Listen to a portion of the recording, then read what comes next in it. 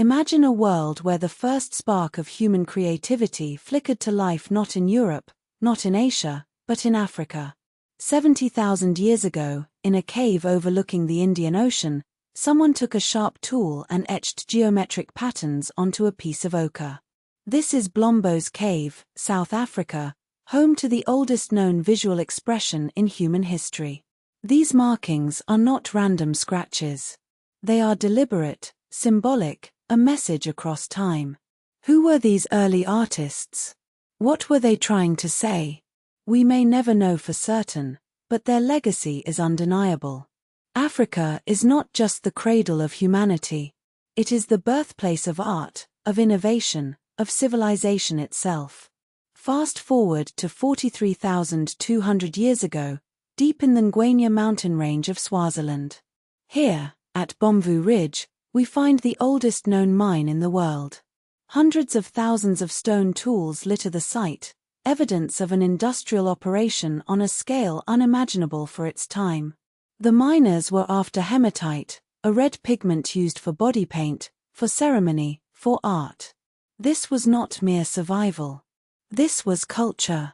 This was humanity taking its first steps toward the modern world. But Africa's story does not end in prehistory. The Nok culture of Nigeria, flourishing between 500 BCE and 200 CE, produced stunning terracotta sculptures with intricate hairstyles and expressive faces. These were not primitive artifacts.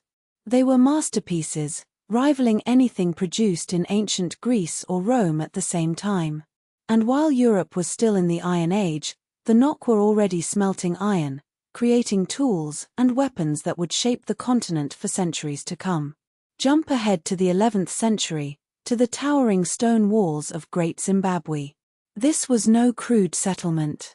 It was a city, a center of trade and power, its walls built without mortar, its wealth flowing from gold and ivory traded across the Indian Ocean.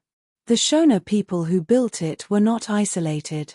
They were connected to a global network, their influence stretching from the coast to the interior. And then there was Mali, the empire of Sundiata Keita, the Lion King. In the 13th century, Mali was one of the richest, most powerful states in the world.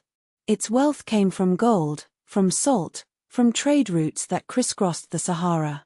Timbuktu, its most famous city, was a center of learning, its libraries filled with manuscripts on science, medicine, and philosophy. This was not a dark continent. This was a beacon of light. But the story takes a dark turn. The scramble for Africa, from 1881 to 1914, saw European powers carve up the continent like a pie. Borders were drawn with no regard for ethnic groups, for history, for the people who lived there. The consequences were devastating. The exploitation, the oppression, the erasure of cultures. But Africa would not be silenced. In 1957, Ghana became the first sub-Saharan colony to gain independence, led by Kwame Nkrumah. By 1960, 17 African states had thrown off the chains of colonialism. The year of Africa had arrived. The struggle was far from over.